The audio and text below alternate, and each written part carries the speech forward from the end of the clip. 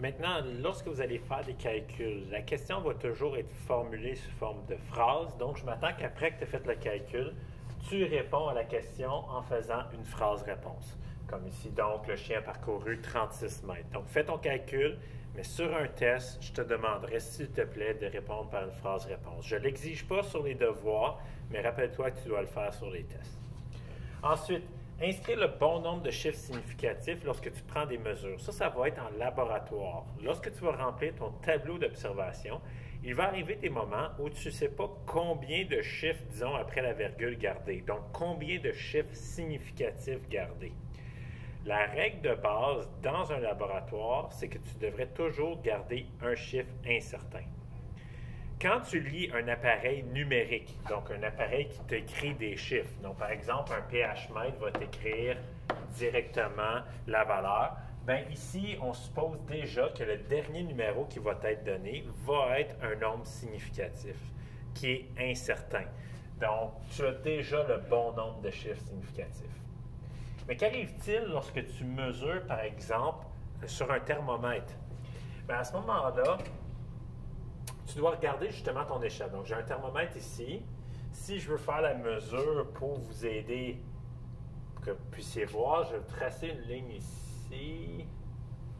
Je vais peut-être juste ajuster ma ligne. Et voilà. Et là, on voit ici que la température serait entre 20 et 30, ça je suis certain. Ensuite, chaque petite ligne, je vois qu'il y en a 10, donc ça représente chacun 1 degré Celsius. Donc, c'est au-dessus de 24, mais en dessous de 25. Donc, la température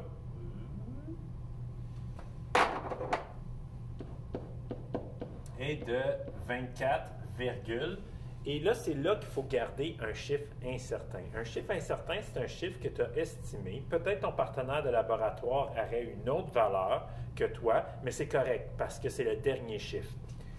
Ici, moi, j'estimerais ça environ à 24,2. Mais si mon partenaire avait estimé ça à 24,3, 24,1, ça aurait été tout aussi valable. Donc, ici, j'aurai 3 chiffres significatifs dans mon tableau de résultats. 2 qui sont certains et 1 qui est incertain. Donc, toujours garder un chiffre incertain dans vos mesures. Donc, j'ai d'autres exemples ici à la prochaine page. Si disons que tu mesures le carré gris, okay, avec la règle A ou la règle B, tu vas avoir une différente valeur écrite dans ton tableau d'observation. Pourquoi? Pour la règle A, on sait que c'est entre 4 et 5 cm, la limite du bloc gris. Donc, c'est 4, virgule. Puis là, je vais estimer environ c'est où. Je n'ai pas de petite ligne pour m'aider. Fait que je vais estimer ça à environ à 4,3 cm. Ici, mon chiffre incertain, c'est le dernier chiffre que j'ai noté. Le 3, il a fallu que je l'estime. Quelqu'un ici aurait pu avoir une valeur différente de moi, puis ça aurait été correct. Pour la règle numéro B, je sais que c'est entre 4 et 5, fait que ça, c'est un nombre certain. Ensuite, si je regarde les petites lignes, il y a 10 petites lignes, et la limite du gris, c'est entre la deuxième et la troisième ligne, donc je suis sûr des dixièmes aussi. Ce qu'il va falloir que j'estime, c'est où que ça se trouve entre le deuxième et le troisième tiret. C'est environ à la moitié, fait que je l'estimerai ici à 4,25 cm. Donc ici, maintenant, ce chiffre-là, c'est le chiffre que j'ai estimé qui est incertain, mais ça fait en sorte que dans mon tableau de résultats, j'aurai un chiffre de plus après la virgule, une décimale de plus. Fait que des fois, ça vaut la peine de choisir des instruments de mesure qui sont plus précis, donc qui ont plus de graduation, pour aller chercher un chiffre significatif de plus. Une petite chose qu'il faut faire attention, c'est le liquide. Quand il est dans un tube, le liquide va toujours faire une espèce de banane, de courbe comme ça ici, parce que les molécules d'eau sont attirées par le côté et dans le centre, ben, c'est attiré par la gravité. Je vais peut-être essayer de vous le montrer ici à l'aide d'un instrument qu'on appelle une pipette. Donc, je vais juste pomper de l'eau près de la pipette. Et là, je ne sais pas si vous allez voir le niveau de l'eau. ne sais pas si c'est apparent, si vous voyez la courbe, le liquide fait une espèce de courbe, donc vous voyez que ça descend dans le milieu. Et quand je vais prendre la lecture, je vais tout le temps prendre la lecture du bas de la courbe. Les instruments de mesure ont été calibrés de cette façon-là. Donc, tout le temps, regardez le bas de la courbe. La courbe, ça s'appelle le ménisque. Fait qu'on dit qu'on lit tout le temps le bas du ménisque quand on fait une mesure d'un volume d'un liquide dans un appareil gradué.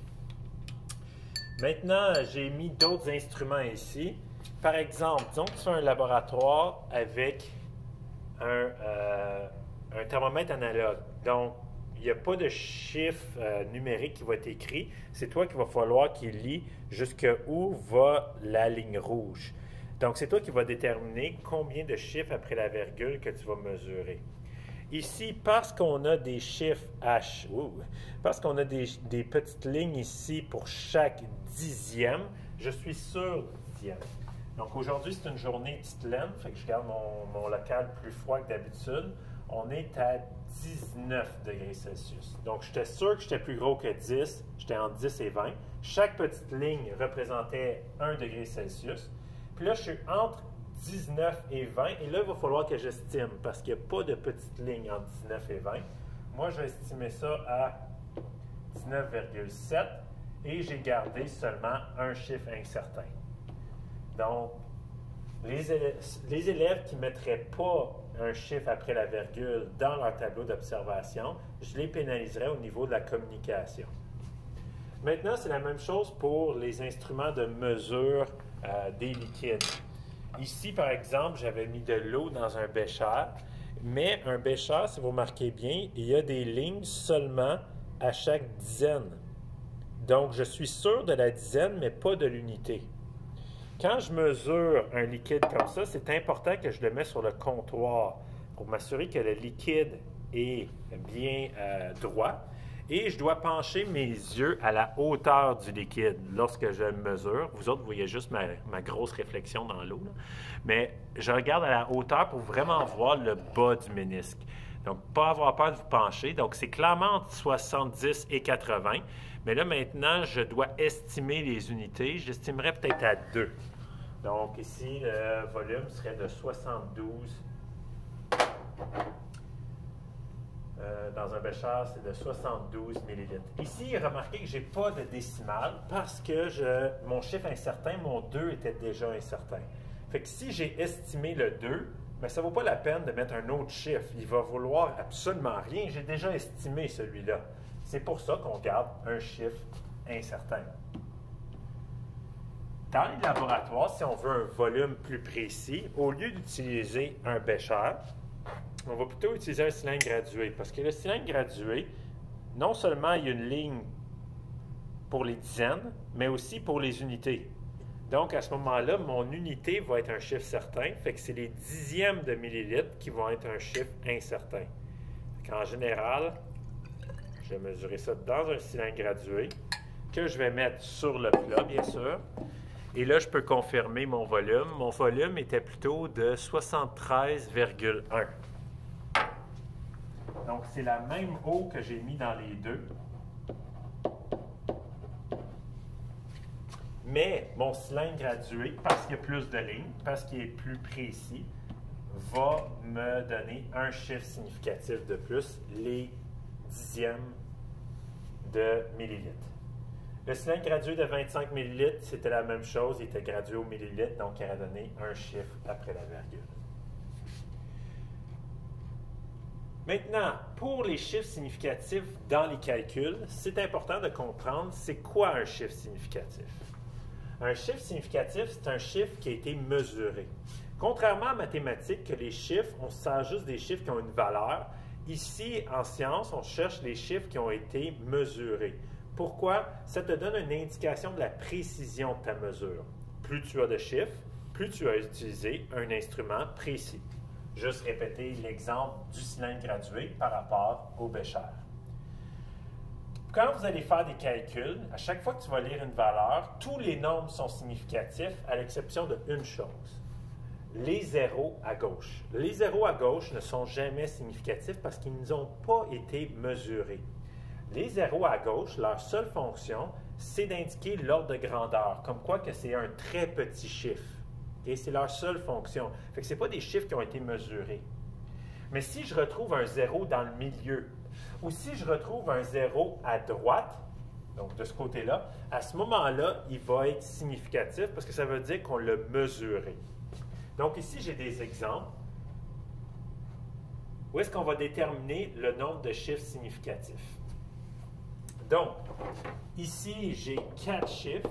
Oui, un 0, mais il est dans le milieu, c'est pas grave. Fait qu'ici, j'ai 4 chiffres significatifs. Donc, des fois, on va juste mettre CS pour chiffres significatifs.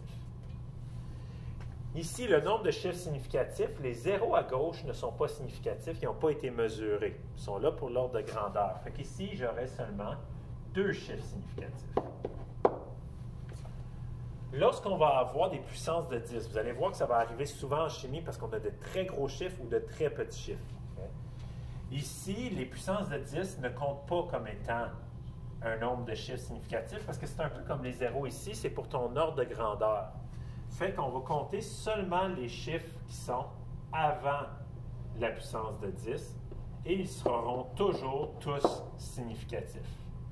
Donc, les chiffres avant une puissance de 10 dans une notation chimique, on va le voir tout à l'heure, sont toujours significatifs. Et finalement, ici, si je veux déterminer combien il y a de chiffres significatifs, parce que les zéros sont à droite, pour mon cours, on va considérer qu'ils sont significatifs.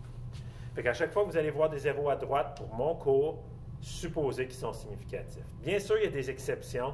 Normalement, des zéros ici pourraient être là pour l'ordre de grandeur, mais là, il faudrait avoir de l'information sur les instruments de mesure qu'on n'a pas nécessairement quand on lit un problème. Fait que pour simplifier les choses, quand vous allez avoir des zéros à droite, ils vont toujours être significatifs.